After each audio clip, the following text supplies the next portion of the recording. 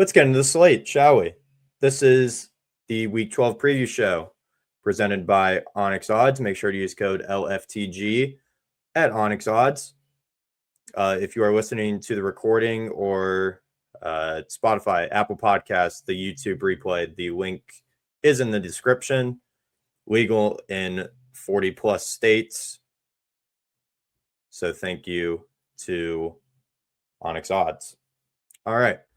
Let's get right into it. We have two games on Friday. Not going to spend a lot of time on these games, but we got to talk about them because they're on a Friday and it's college football. Friday, I believe this game is at 7 or 7:30. We have Clemson going on the road to number 19 Louisville. Louisville is a slight 2.5-point favorite at home, coming off of a crushing loss to Cal. The Louisville Cardinals looking to bounce back and stay competitive in the ACC, hoping to make a run still for the ACC championship game.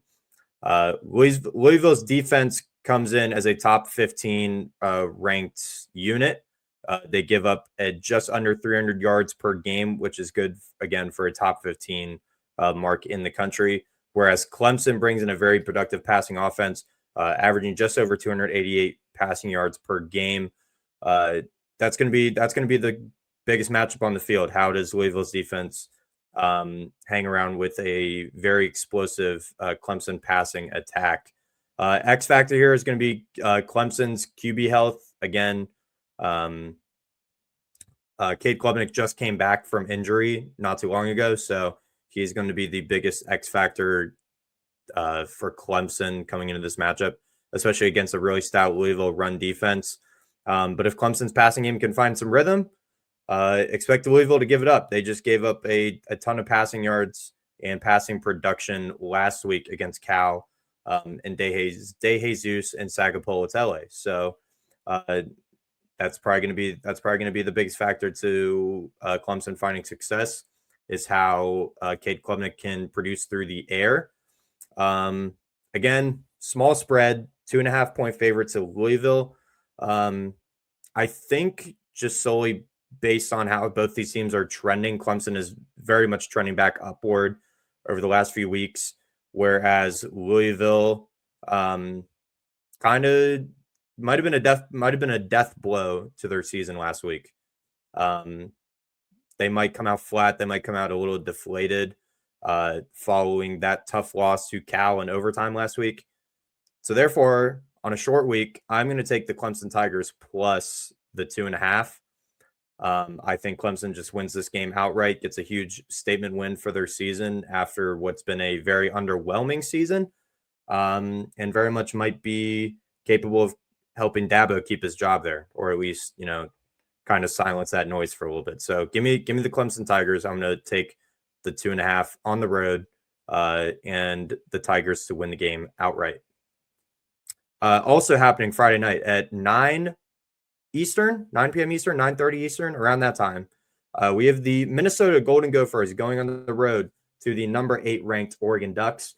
Oregon is a 25.5-point favorite on Onyx.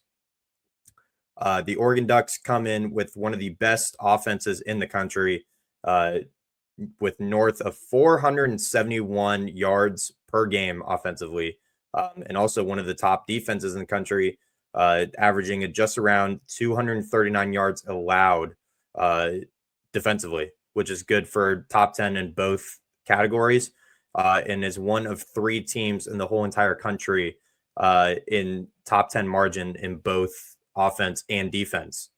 Whereas Minnesota, on the other hand, doesn't have much to stand on offensively.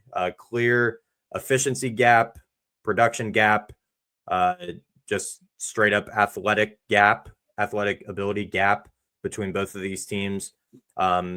Speaking offensive wise, Oregon has a lot more going for them defensively, whereas Minnesota kind of has been stagnant offensively, to say the least, this season.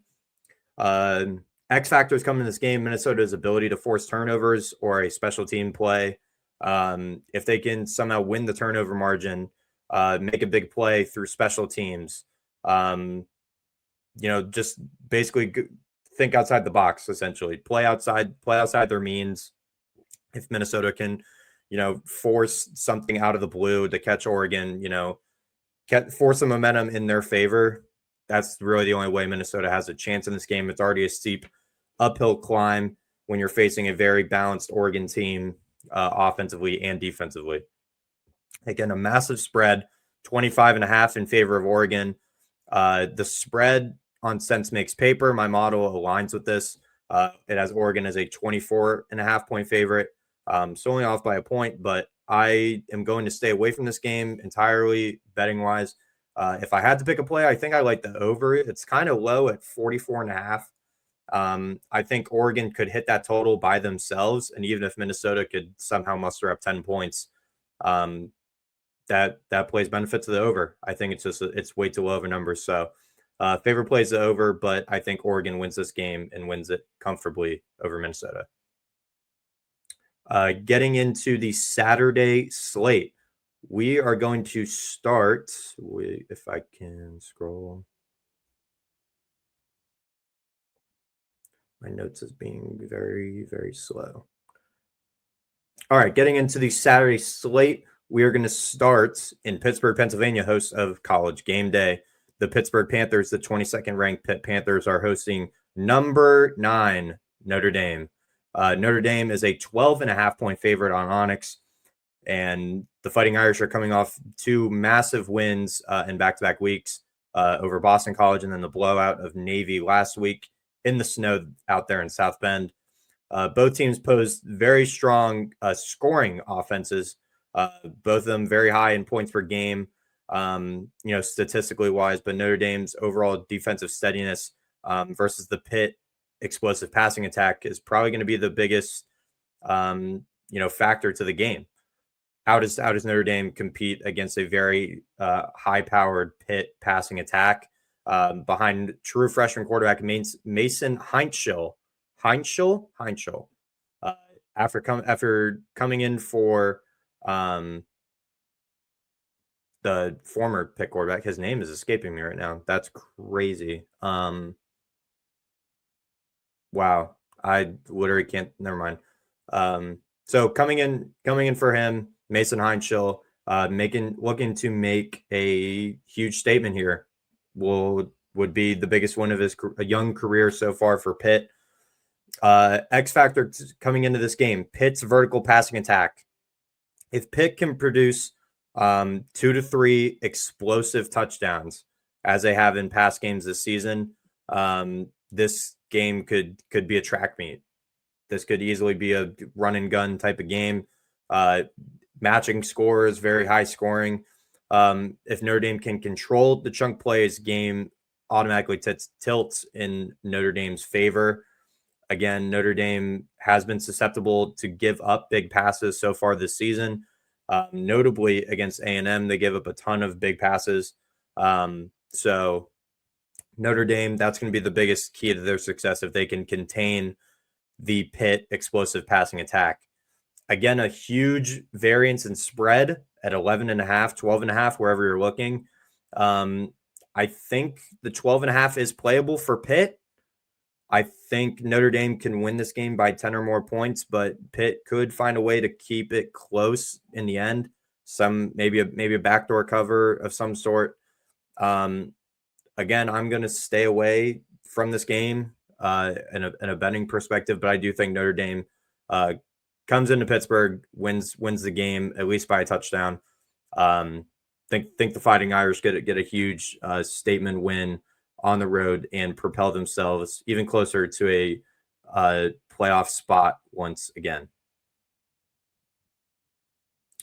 Taking place at 3:30 p.m. Eastern on ABC, we have the Alabama Crimson Tide, number 4 ranked in the country, hosting the number 11 ranked Oklahoma Sooners. Alabama enters this game with the most efficient scoring and defensive split. Ty Simpson leading the Alabama passing attack with an overall edge in scoring for the Alabama defense as well. This Alabama offense has been really explosive, not necessarily through the run, which plays in favor to Oklahoma.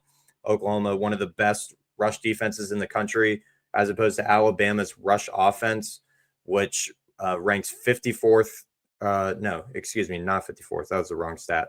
Excuse me. Alabama's rush offense, which ranks 120th in the country at around 112 rushing yards per game. Huge variance, though, with their passing attack. They rank 14th in the country at around 290 passing yards per game. So if Alabama is going to find success in this game offensively, it is going to be through their receivers. It's going to be I think the extension of the run game is going to be through their quick game offensively. If they can extend their run game through screens, bubbles, RPOs, things like that, just make the run game an extension through the pass.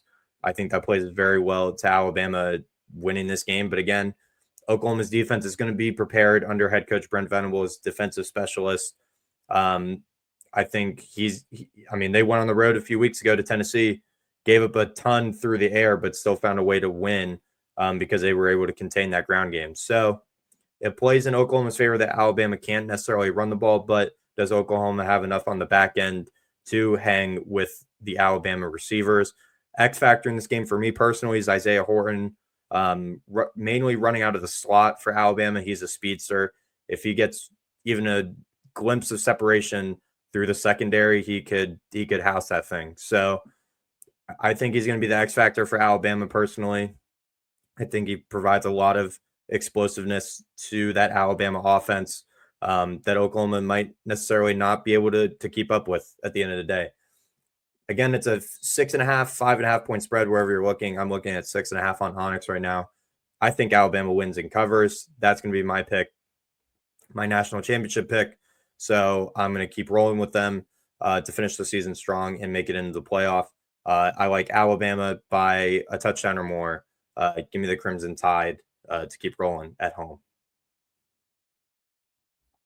Going back to the noon Eastern window, we have the 24th ranked South Florida Bulls going on the road to the Navy Midshipmen. This is a current 11.5 point spread in favor of South Florida. South Florida is very high-powered offense, backed by Byron Brown, entering the week at just south of 2,000 passing yards, bringing the Bulls in with a 40-point-per-game offense, whereas Navy also brings in a very high-powered offense at around 37 points per game. So this game has a chance to produce some major fireworks, shootout potentially. Biggest question mark coming in this game is Navy going to be with their starting quarterback? Blake Horvath was out last week against Notre Dame, which led to the blowout nature of that game. That's going to be one X factor, is how Navy is going to look if Horvath plays or not. Again, very high-powered rushing attack for Navy. They are first in the country in rushing yards per game at north of 300 rushing yards per game.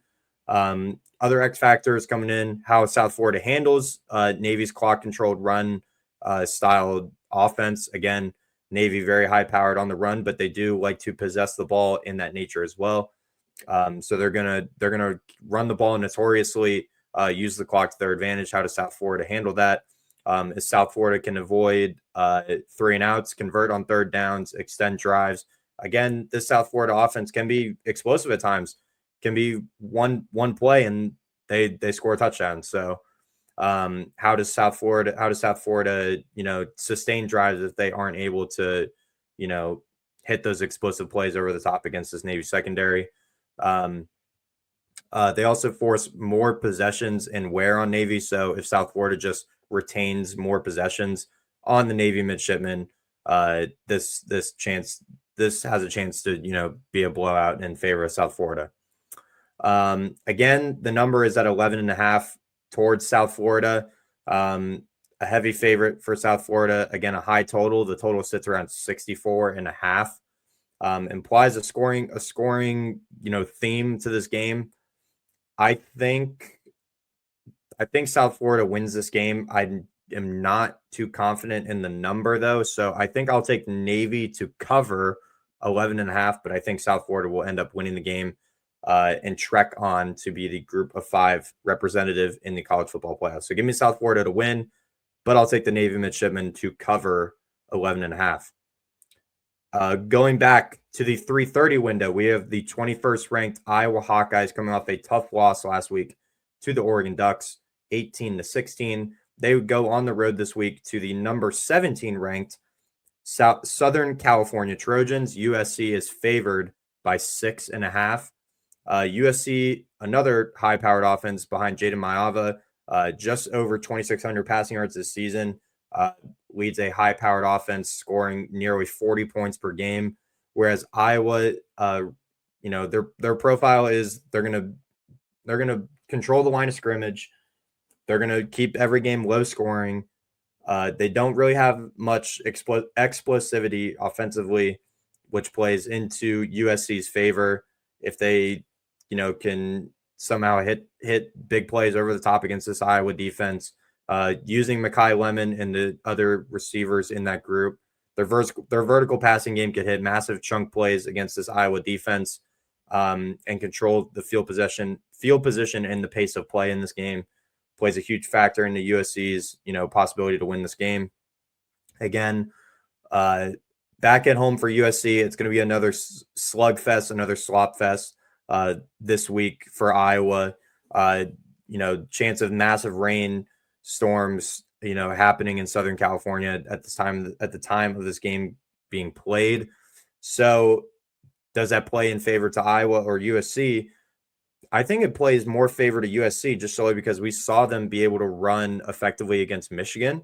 We saw them be able to run effectively, play a Big Ten style game on the road at Nebraska and come out with massive wins. They've played up to Big Ten standard of football, which is being physical on the line of scrimmage, making big plays defensively, having running backs that can carry the offense at times. And then you hit them with the play action and are able to hit big plays over the top to Mekhi Lemon and other receivers in that group. So I think USC wins this game. I think they end up winning it comfortably. I think they've been trending in a direction that is kind of being slept on through the college football world right now. I think USC is playing with a level of physicality that a lot of people aren't really talking about. I think USC is fully adapted to being a Big Ten team now, and Lincoln Riley is definitely a motivated coach after his name has been thrown out by some people for some of these head coaching positions. So I think he's motivated. This team is motivated. They are fully a Big Ten team now in my eyes, and I think the USC Trojans get a massive win at home. I like USC with the 6.5. I will take them to cover, and I will take them to win the game over the Iowa Hawkeyes. And to finish off this episode, we have the marquee matchup of the weekend, 7:30 Eastern on ABC. We have the number 10 Texas Longhorns going on the road to the number 5 Georgia Bulldogs. Revenge game is the biggest storyline coming in this game. Georgia beat Texas twice last season. Texas is 14-3 in the SEC. 2 of those losses are to Georgia, including the SEC championship game last year, which sent Georgia on their way to winning the SEC once again in one of their most down years in recent memory. Longhorns are looking to flip that script, prove that they are a new and improved team, especially after a slow and sluggish start to the season. Arch Manning is coming into his own. He has rebounded in a tremendous way, has back-to-back 300-plus passing yard games, with one of those being against Vanderbilt, who had a top 25 defense going into that matchup. His performance was critical against this Georgia defense, whereas on the other side, Gunnar Stockton threw for 264 last week and 3 touchdowns against Mississippi State. He is finding his rhythm at the right time. That's arguably the biggest matchup on the field, is which quarterback can, basically carry the load, essentially. How does Arch play against this Georgia team that can't really produce pressure against the quarterback? Whereas Gunnar Stockton, how does he play against this really stout Texas front, which, plays well, can cause havoc, put him off his spot? Of course, there's playoff stakes here as well. Both teams are still alive for the college football playoff race, but a loss here, especially for Texas, would pretty much eliminate them. Georgia, it wouldn't fully eliminate them as they only have 1 loss, but it would be very tough for them to get probably a top 7 seed at this point if they were to suffer another loss. So huge implications on this game, especially with Texas on the road. They need a statement win aside from the Oklahoma game. And I've said it before, Texas is in back against the wall mode. They showed that against Vanderbilt in a very convincing way. That score does not represent how that game played out. Texas dominated that game start to finish. So I think Texas has a lot more to prove in this spot. And I think that they are a very motivated team right now, especially after all the criticism that they've been getting as a holistic unit, throughout the season so far. And I think I'm gonna take that into this matchup, and I'm gonna take the Texas Longhorns to cover a 6.5 point spread. 6.5 points on Onyx. I'm gonna take Texas to cover the number. I think Georgia wins the game. But if Texas wins this game outright, I wouldn't be shocked. I would not be shocked at all. I think my favorite play is Texas to cover 6.5. Don't really have a great feeling of who is going to win this matchup. Again, if Texas won this game, I would not be surprised at all. I really couldn't be surprised either way, because both these teams are really good on paper. I think I'm going to take Texas with the points, though. I like Texas to cover. I like Georgia to win the game at home, in between the hedges in Athens. Get a huge win going into the final stretch here of the regular season. To finish off the show, I'm going to just recap a upset alert that I put out on the Tuesday show. NC State is getting 13.5 points, whichever book you are looking at. They are getting 14.5 points at Miami. All I'm going to say is CJ Bailey has been able to put up a lot of points on good teams lately, namely against Georgia Tech. He put up a crap ton of yards without his number one receiver. Hollywood Smothers also didn't play in that game. So, and NC State was still able to upset Georgia Tech convincingly at home, was able to go up and down the field on them. And this Miami defense has looked a little suspect over the last few weeks. Can NC State force a few more turnovers from Carson Beck? That is definitely on the cards here as well. So I like NC State with the points.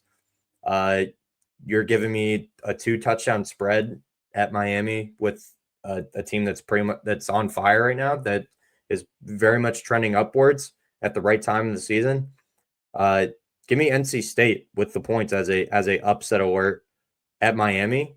And I'm probably going to sprinkle a little bit on their money line as well. I think NC State could just win this game outright at the end of the day. So NC State plus 14.5 is definitely one of my early best bets of the weekend. But that is going to do it for the Week 12 preview show. I appreciate everyone listening, watching. Didn't have a great turnout live tonight, but that's okay. Some of those nights are going to happen. But I appreciate everyone listening back to the replay. Again, we are on Apple Podcasts, Spotify. You can find us on YouTube at Love for the Game. Follow me on TikTok, Instagram, and Twitter at LFTGPod01. And yeah, have a great Week 12. Let's cherish these last few weekends of the regular season while we can. Appreciate everyone listening. And yeah, we will be back here on Friday, on Tuesday, 7:00 p.m. Eastern for college football chatter. And we do our live reaction to the playoff rankings that come out also at 7 p.m. Eastern. So appreciate everyone listening, liking, subscribing, commenting. I try to reply to every comment that I do see on any platform. So I appreciate all the feedback and all the support as well. Appreciate you guys. We will catch you guys on Tuesday for college football chatter, 7 p.m. Eastern, right back here on Twitter Spaces. Appreciate everyone. We will catch you next time.